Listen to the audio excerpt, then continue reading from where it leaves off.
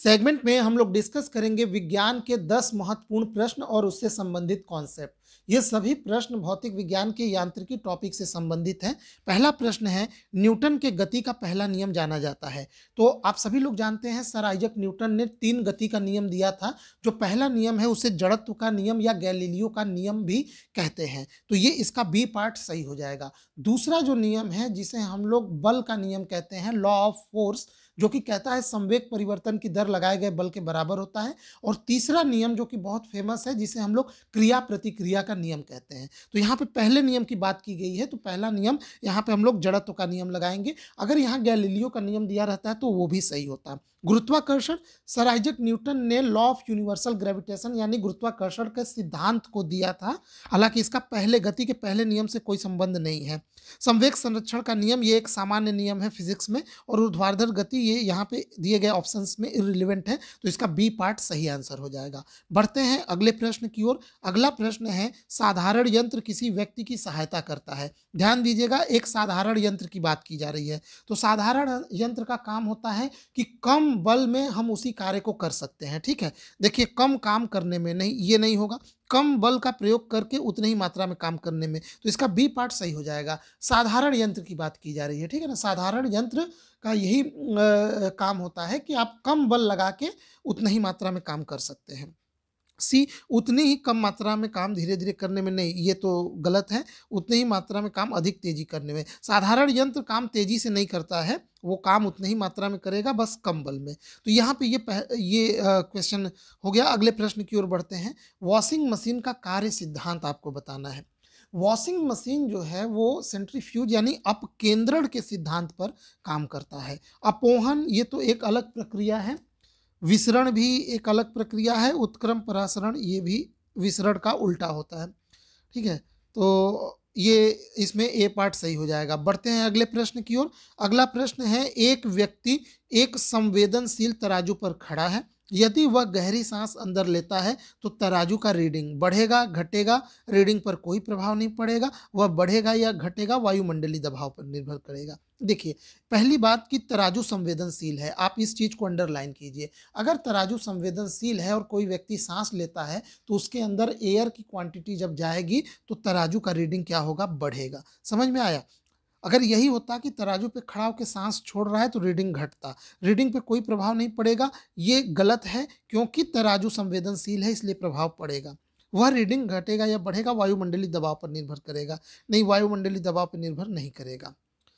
Next question की ओर बढ़ते हैं। अगला क्वेश्चन है, निम्नलिखित में से कौन सी राशि सदिश नहीं है। यहाँ पे आपको पता करना है कौन सी राशि सदिश नहीं है। देखिए, विस्थापन, विस्थापन एक सदिश राशि होती है, ठीक है। दूसरे तरफ है वेग, वेग भी एक सदिश राशि होती है। और तीसरा है बल, बल भी एक सदिश राशि होती है। जबकि आयतन जो होता है वो एक अदिश राशि होता है, इसलिए इसका सही आंसर होगा आयतन। ठीक, बढ़ते हैं अगले क्वेश्चन की ओर। अगला क्वेश्चन है, निम्नलिखित में से कौन सी एक सदिश राशि है। इसमें आपको सदिश राशि बताना है। तो पहला है संवेग। संवेग का फॉर्मूला होता है P = m/v, द्रव्यमान गुणे वेग। अब चूंकि वेग एक सदिश राशि होती है इसलिए संवेग भी क्या हो जाएगा, सदिश राशि। तो इसमें पहला पार्ट ही सही हो जाता है। दाब क्या होता है, दाब एक अदिश राशि होता है, लेकिन जब हायर क्लासेस में जाएंगे तो आपको पता चलेगा दाब एक टेंसर क्वांटिटी यानी प्रदिश राशि होता है। लेकिन यहाँ इस लेवल पे हम लोग अभी दाब को अदिश मानेंगे। ऊर्जा, एनर्जी तो अदिश राशि होता है, ठीक है, स्केलर क्वांटिटी।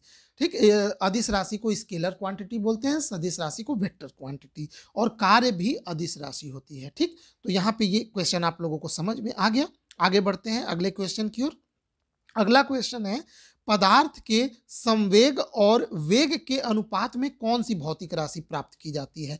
अब यहाँ संवेग की बात की जा रही है, तो संवेग P = होता है द्रव्यमान गुणे वेग। ठीक है, द्रव्यमान गुणे वेग। तो आपको यहाँ अनुपात किसका निकालना है, संवेग और वेग का। तो यहाँ पे संवेग P बटे वेग V = क्या आ जाएगा, m, द्रव्यमान। यानी यहाँ पे आंसर में क्या आ रहा है, द्रव्यमान।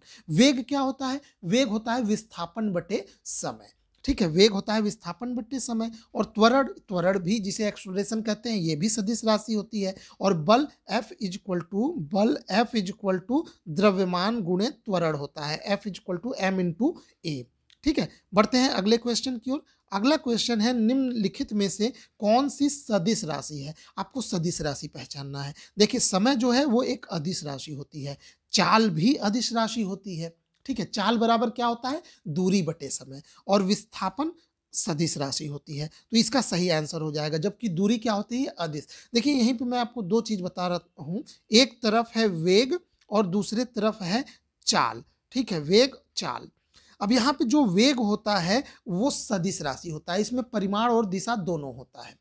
जबकि चाल जो है वो अदिश राशि होता है, इसमें केवल परिमाण होता है।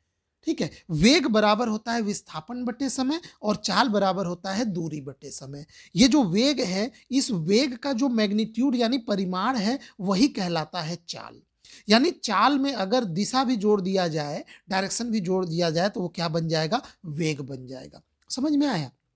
तो ठीक है, यहाँ पे आपको ये क्लियर हो गया। आगे बढ़ते हैं हम लोग अगले प्रश्न की ओर।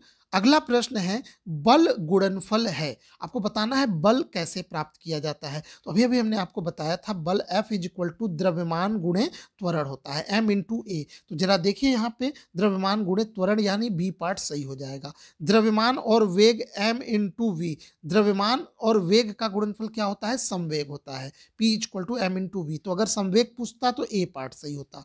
द्रव्यमान और वेग का गुणनफल समवेग होता है। भार और वेग, ये भार और त्वरण W इक्वल टू भार भार W इंटू ए, ये दोनों इररिलेवेंट ऑप्शन है। आगे बढ़ते हैं अगले प्रश्न की ओर।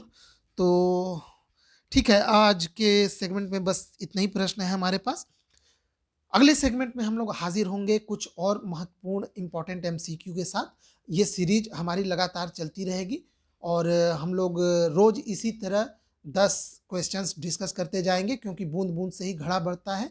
ये क्वेश्चंस जितने भी हैं ये सभी क्वेश्चंस एग्जाम्स में पूछे गए हैं और आगे भी पूछे जाएंगे। ठीक है, तो वीडियो देखने के लिए आपका बहुत बहुत धन्यवाद।